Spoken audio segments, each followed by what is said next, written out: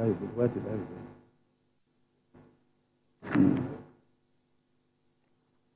Well, in resolution of this issue basically borders on the interpretation of Section 134, subsection 2B of the 1999 Constitution.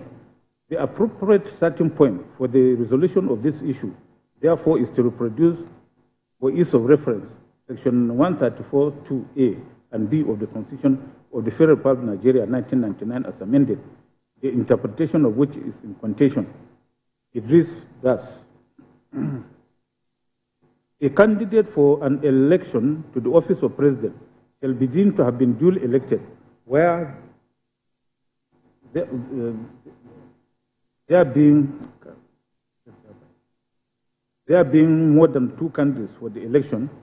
A, he has the highest number of votes cast at the election, and B, he has not less than 1/4 of the votes cast at the election in each of at least 2/3 of all states in the Federation and the Federal Capital Territory. The contention is as to the interpretation to be accorded to paragraph B of subsection 2 of Section 134 quoted above. In particular, the contention is whether or not, by the wordings in that paragraph, a candidate must, in addition to scoring not less than 1/4 of the votes cast in at least 2/3 of the states in the Federation, also score 1/4 of the votes cast in the Federal Capital Territory, Abuja, before he can be deemed to have been duly elected. In other words, whether in determining 2/3 of the states of the Federation in the Federal Capital is to be included and regarded as one of the states of the Federation, or his status is to be regarded as distinct from the other states of the Federation, such that scoring 1/4 of votes in the FCT is a mandatory requirement for a candidate to be deemed duly elected as president. It is pertinent to state that unlike interpretation of statutes, the interpretation of the Constitution has its own guiding principle. We'll look at the principles as stated in Federal Republic of Nigeria versus Ganjua, reported in the electronic law reports, where the Supreme Court succinctly reviewed decided cases on interpretation of the Constitution and outlined these principles, guiding principles, as follows. A, in interpreting the Constitution, which is the supreme law of the land, mere technical rules of interpretation of statutes will be avoided so as not to defeat the principles of government enshrined therein. Hence, a broader interpretation should be preferred unless there is something in the text or in the rest of the Constitution to indicate that a narrower interpretation will best carry out the objects and purpose of the Constitution. B, all sections of the Constitution are to be construed together and not in isolation. C, where the words are clear and unambiguous, a literal interpretation will be applied. Thus, according to words, their plain and grammatical meaning. D, where there is ambiguity in any section, a holistic interpretation would be resorted to in order to arrive at the intention of its framers. E, since the draftsperson is not known to be extravagant with words or provisions, every section should be construed in such a manner as not to render other sections redundant or superfluous. F, if the words are ambiguous, the lawmaker's intention must be sought first in the Constitution itself, then in the other legislation and contemporary circumstances, and by resort to the mischief rule. G, the proper approach to the construction of the Constitution should be one of liberalism, and it is improper to construe any of the provisions of the Constitution as to defeat the obvious ends which the Constitution was envisaged to achieve. See the case of Nafiu Rabiu and the state, Bendel State was Attorney General Federation, Buhari Obasanjo, Savannah Bank Ajilo, Abia State was AG Federation. In finding appropriate answer to this issue, are we to observe first that, with all due respect to counsel to the petitioners, their interpretation of Section 134, subsection 2B of the Constitution, founded principally on a fixation that the word "and" appearing between the phrases, it has not less than 1/4 of the votes cast at the election in each of at least 2/3 of all states of the Federation and the Federal Capital Territory, Abuja, is completely fallacious. if not outrightly ludicrous. Even their recourse to the case of Abubakar and Yaradua does not help their argument because Toby JSC made it clear that a purposive rule of interpretation will not be appropriate where the intention of the lawmaker is clear, precise, and unequivocal. So much so that a person can say, yes, this is what the lawmaker has in mind. Thus, in the interpretation of the Constitution, the principles upon which the Constitution was established, rather than the direct operation or literal meaning of the words used, measure the purpose and scope of its provision. The Global Excellence Communication Limited, Donald Duke, AG Bendel State, AG Federation, Saraki versus FRN, Sky Bank PLC, Yugu, Kelim versus Guabank. That this is the position is not at all open to doubt. In Bronic Motors Limited versus Wema Bank Limited, Nnamani JSC, or blessed memory, speaking from the Upper Court, confirmed it when, after a painstaking analysis of the cases on the point, said at pages 30 to 32, that, quote, a constitution is a living document, not just a statute, providing a framework for the governance of a country, not only for now, but for generations yet unborn. In construing it, undue regard must not be paid to merely technical rules. Otherwise, the objects of its provisions, as well as the intention of the framers of the Constitution, will be frustrated. As stated in Minister of Home Affairs versus Fisher, a constitutional requirement should not necessarily be construed in a manner according to rules which apply to acts of Parliament. Although the manner of interpretation of constitutional instrument should give effect to the language used, recognition should also be given to the character and origins of the instrument. Such an instrument should be treated as sui generis, calling for principle of interpretation of its own, suitable to its character, without necessary acceptance of all the presumptions that are relevant to legislation or private law. It has also been accepted by all our courts that a broad and liberal interpretation should prevail in interpreting the provisions of our Constitution, although one has constantly to bear in mind the object which such provisions were intended to serve. Sir Udo Udoma, JSC, very aptly stated this in Nafi Rabiu and the State, where the learned justice said, my lords, it is my view that the approach of this court to the construction of the Constitution should be, and so it has been, one of liberalism, probably a variation of the theme of the general maxim, ut res magis valeat cum tireat. I do not conceive it to be the duty of this court to construe any of the provisions of the Constitution as to defeat the obvious ends the Constitution was designed to serve, where another construction, equally in accordance with the words and sense of such provisions, will serve to enforce and protect such clause of court. Some years down the line, in Global Excellence Communications Limited versus Donald Duke, Onogen JSC, later CJN, reiterated the relevant principle of the interpretation of the Constitution, which his Lordship saying, among others, at page 19, as follows. The principles upon which the Constitution was established, rather than the direct operation or literal meaning of the words used, measure the scope and purpose of its provisions. The words of the Constitution are therefore not to be read with stultifying narrowness. Close of court. All these were further followed by this court recently in Federal Republic of Nigeria versus Muhammadu Maigari Dingyadi in the following ways at page 33 of the report.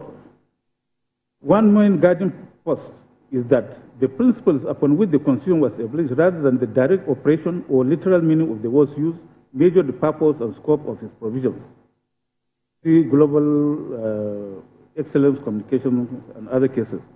There is always a need for the fulfillment of the object and true intent of the Constitution. Therefore, the Constitution must always be construed in such a way that it protects what it sets out to protect and guide what it's meant to guide. The Adeleke or your State House of Assembly.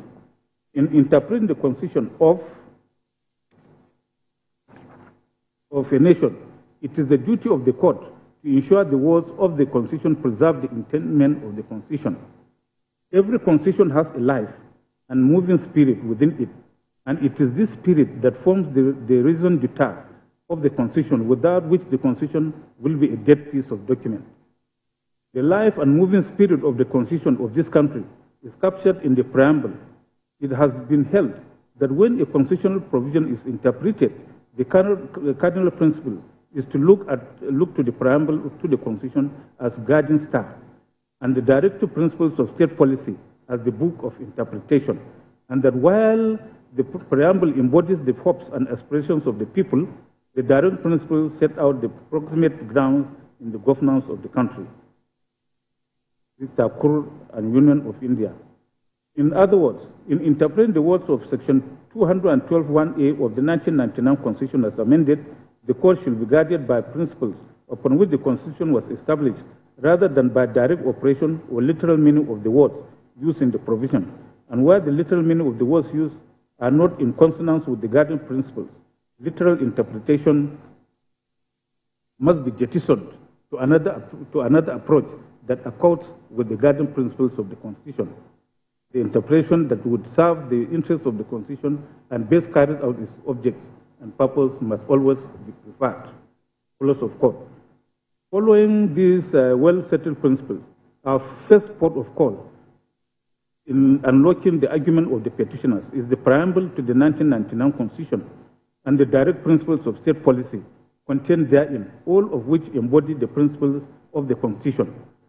The preamble to the 1999 Constitution loudly proclaims equality between citizens as its cornerstone, among others. Thus, we, the people of the Federal Republic of Nigeria, having firmly and solemnly resolved and to provide a constitution for the purpose of promoting the good government and welfare of all persons in our country on the principles of freedom, equality, and justice, and for the purpose of consolidating the unity of our people.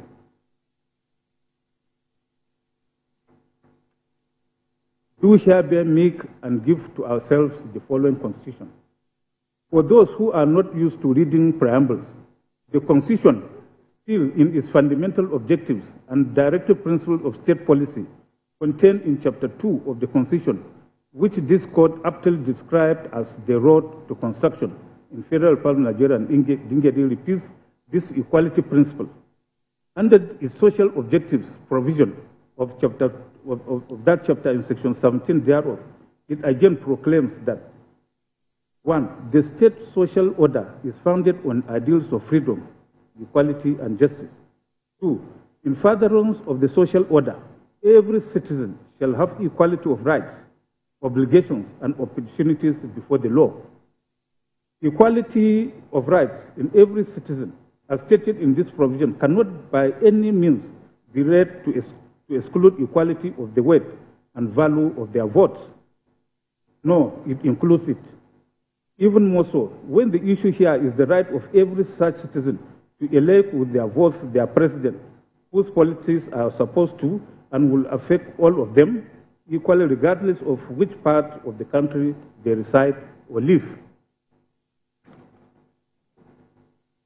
So even stopping here, the futility and hollowness in the argument of the petitioners that the votes of the voters in the FCT, Abuja, have more weight than other voters in the country, to the extent of their votes purportedly have a veto effect on other votes, is rendered bare. That notwithstanding, let us still proceed to consider, for whatever it is worth, their interpretation of Section 134, subsection 2B of the same 1999 Constitution, which incidentally centers around the word "and" in that provision. In the first place, the settled position of the law is that in interpreting a constitutional provision of the court should be guided by the principles upon which the Constitution was established, rather than by the direct operation or literal meaning of the words used in the provision.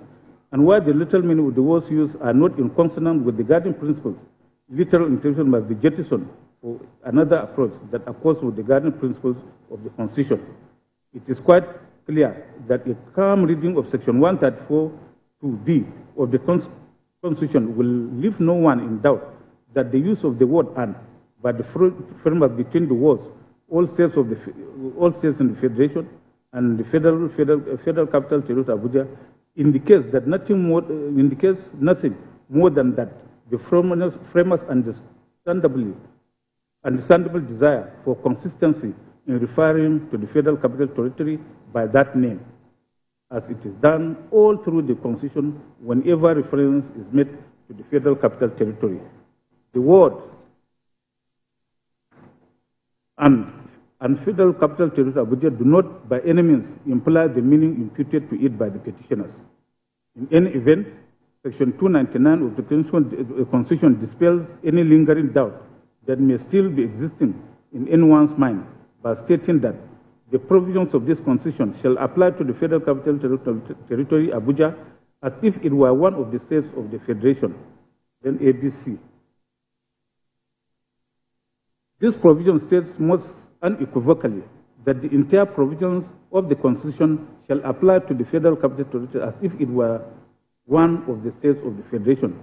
It is noteworthy that the punctuation mark employed by the framers immediately after the part of that provision ending with Federation, emphasized by me, is a semicolon, whose function is, in a sentence is to separate independent clauses of a compound sentence.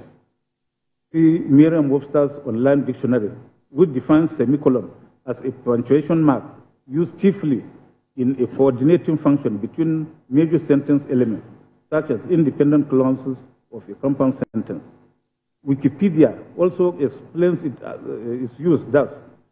In the English language, a semicolon is most commonly used to link two independent clauses that are closely related in thought, such as when restating the preceding idea with a different expression. The point being made here is that, contrary to the position of the petitioners, by the express provisions of Section 299 above, the provisions of the entire Constitution shall apply to the Federal Capital Territory as if it were one of the states of the Federation. This means that Section 134, Subsection 2B of the same Constitution, requiring a president candidate to poll at least 1/4 of the votes cast in 2/3 of the states of the Federation in order to be returned elected, means nothing more than that the Federal Capital Territory shall be taken into account in calculating the state 2/3 of states of the Federation. In other words, the FCT is no more than one of the states of the Federation for the purpose of that calculation. Nothing more than that can be implied or inferable from Section 134, Subsection 2B of the Constitution.